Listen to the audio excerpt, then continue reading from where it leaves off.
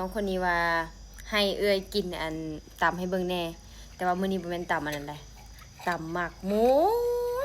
น้ำลายแตกเลยมีได้กินตำมะม่วงนี่โดนเติบแล้วได้แต่ก็เอากินดูเดี๋ยวนี้มีสู้กินมื้อนี้สิมากินให้เบิ่งครับเอ็มกินไหมเอ็มได้กินแบบนี้ซิกเลยเด้อนี่ถ้าเอ็มมากินแบบนี้มากินคนละแบบกินนี่คือเดียวกินก่อนมากินตำแต่ว่ากินตำนี่ก็เขาไม่มากินได้แบบอันเป็นแบบนี้เขามากินแบบติดเปลือกมันค่อยมากินแบบนี้มามีคือเดียว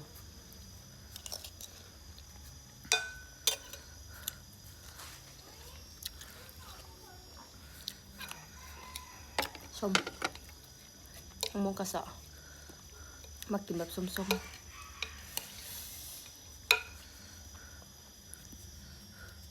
มาเด้อ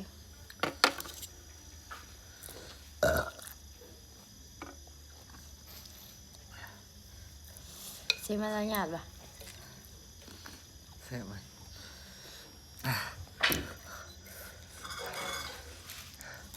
ใส่มาอึบสักหน่อยป่ะเพชรพร้อมตำนี่กัน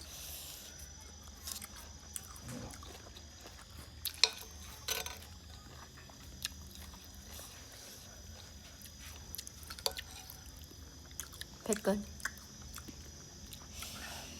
กิน3 คำกับเผ็ดละส่วนเผ็ดเป็น10 บาทมะม่วง3 หน่วย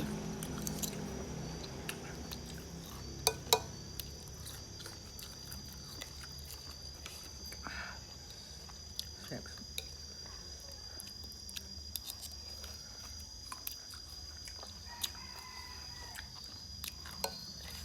เห็นยังนมเอาส้มทางเค็ดแฮวทางเผ็ดจะแซ่บ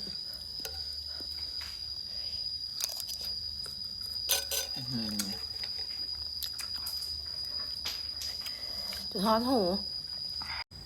เพชรสำเร็จก็ต้องขายเครื่องเนาะนี่ครีมและกาเซรั่มโอ้โหใครที่มีปัญหาหน้าเป็นสิวเป็นฝ้าเฮ้ยแมงวันมาตอมนี่จัดตัวนี้เลยจ้าพร้อมส่งเลยเด้อตอนนี้มีโปรโมชั่น1 แถม 1คุ้มสุดคุ้มราคาถึกขอไปกินมะม่วงต่อเพราะว่าคลิปนี้มันยาวพอละมันทองเลยอยากเข้าอ่ะแซ่บเกินนี่ก็ได้อยากเข้าสุดอยากเข้ากันอยากเข้าจริงใจจ้ะกินมีในโต๊ะ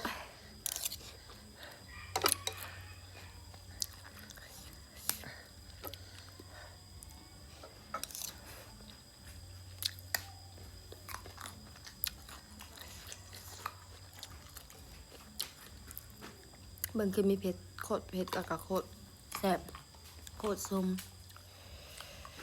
คำสุดท้ายเฮ้ยจะออกเต็มหน้าเลยน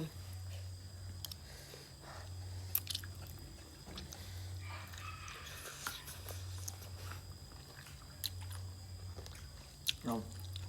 ข้าวยำก่อนยังนะยังกินพันนี้จ้ะ